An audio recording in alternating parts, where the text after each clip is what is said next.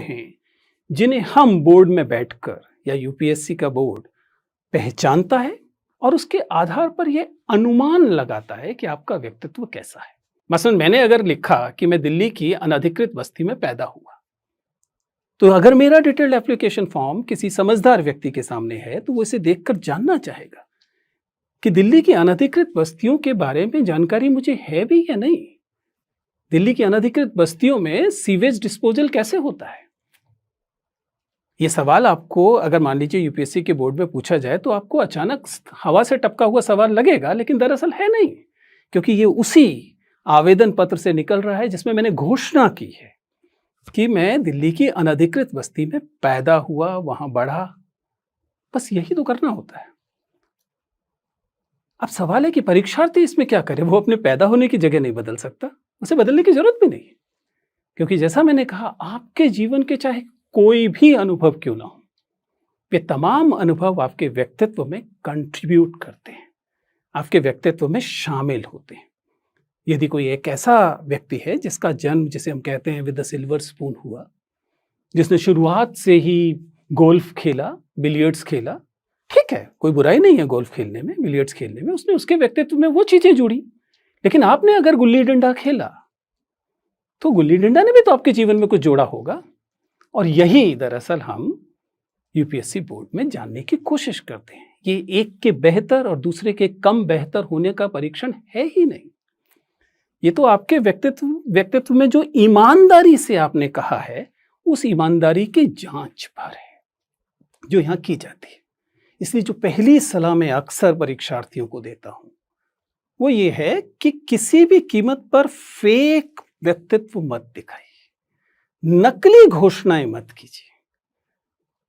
दूसरा, अपने जीवन के, अपने व्यक्तित्व को ढकिए मत। Let the board peep into your personality.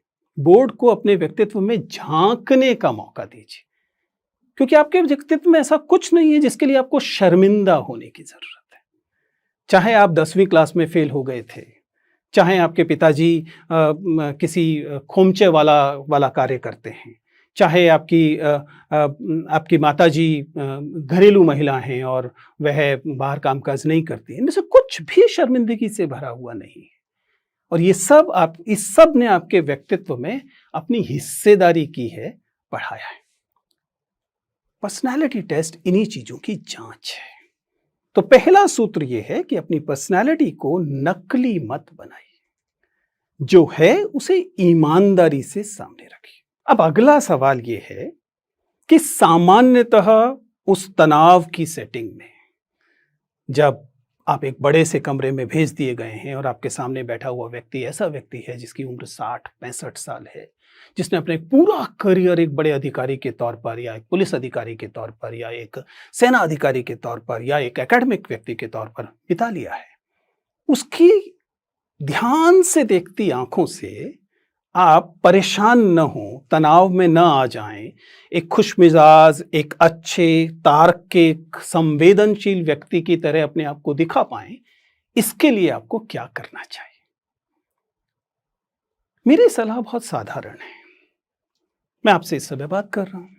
आपसे बात करते समय मैं भी चिल्ला सकता था, चीख सकता था। बहुत बार विद्यार्थियों को ये लगता है कि एक्सट्रोवर्ट होना, बहुत खुलकर बोलना, आपके व्यक्तित्व का बहुत शानदार गुण है।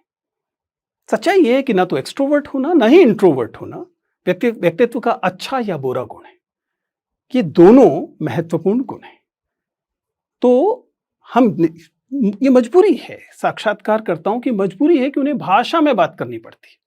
अगर उनके पास ऐसा कोई तरीका हो जो बिना बात किए आपके व्यक्तित्व के बारे में पता लगा सकें, तो वो शायद आपसे बात ही ना करें। अगर कल को ऐसी कोई मशीन आ जाए जो आपको स्कैन करे और पता लग जाए कि आपका व्यक्तित्व क्या है, तो किसी इंटरव्यूअर की जरूरत ही नहीं। लेकिन चूंकि अब ये वैसी मशीन नहीं है, इसलिए हमारे पास एकमात्र तरीका बात करने का है। तो हम जो सिखाने की कोशिश करते हैं और जो आपको सीखना चाहिए एक कैंडिडेट के तौर पर, कि जब आप बोर्ड के सामने जाएं तो आप बोलने या गैर वाचिक संप्रेषण 2 तरह का होता है। एक वाचिक संप्रेषण, बोलने वाला, आप कैसे बोलते हैं, और दूसरा गैर वाचिक संप्रेषण, आपकी आंखें क्या बोलती हैं, आपके हाथ क्या बोलते हैं, पूरा जिसे आप बॉडी लैंग्वेज कह सकते हैं, उससे आप क्या संप्रेषित करते हैं।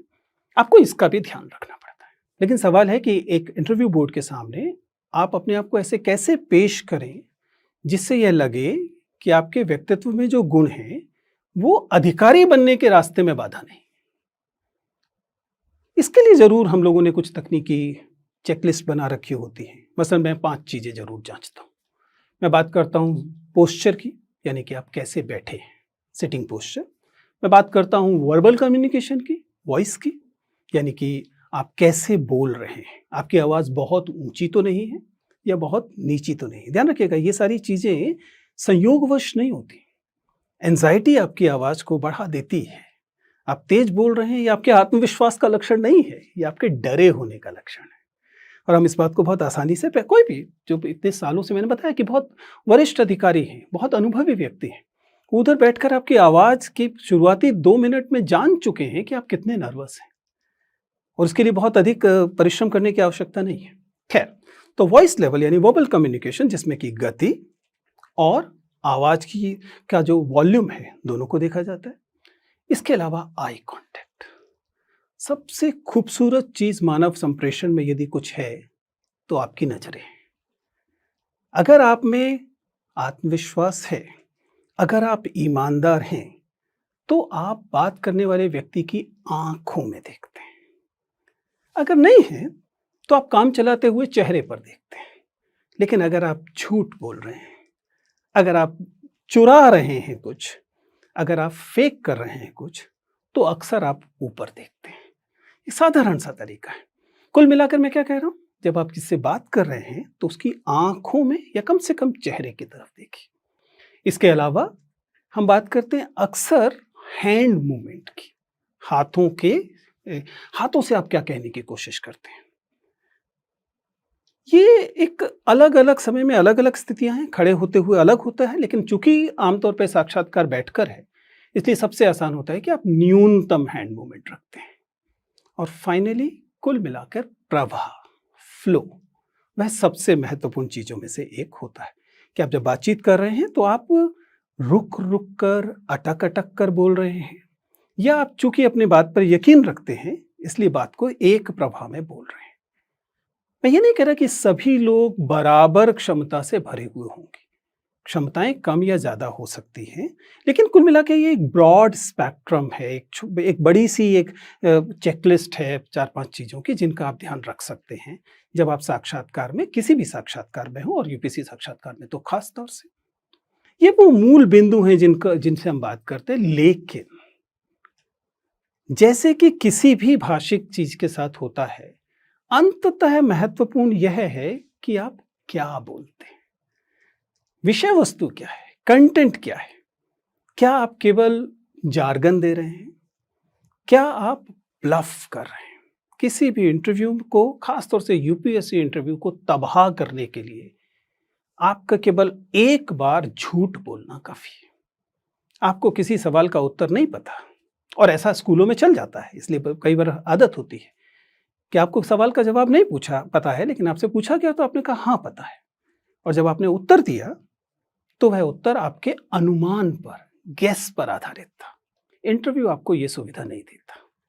क्यों नहीं देता? बहुत साधारण सी बात है। प्रश्न का उत्तर न पता होने पर आप आसानी से कह सकते थे कि मुझे उत्तर नहीं पता। तब क्या आपके बारे में क्या राय बनती कि इसको एक सवाल का उत्तर नहीं पता था, जबकि बहुत सारे सवालों का उत्तर पता था, तभी तो यह साक्षात्कार दे रहा है, तभी तो उसने मेंस क्लियर किया है। लेकिन आपने एक उत्तर गलत दिया। गलत का मतलब केवल गलत का, राय में गलत कुछ नहीं होता, लेकिन फैक्चुअल, तथ्यात्मक चीजों में आपने दावा किया कि आपको पता है और आपको नहीं पता था, आपने अनुमान लगा दिया, तब आपके बारे में आपकी ईमानदारी पर सवाल उठता है। और यही महत्वपूर्ण है, क्योंकि ईमानदारी नॉन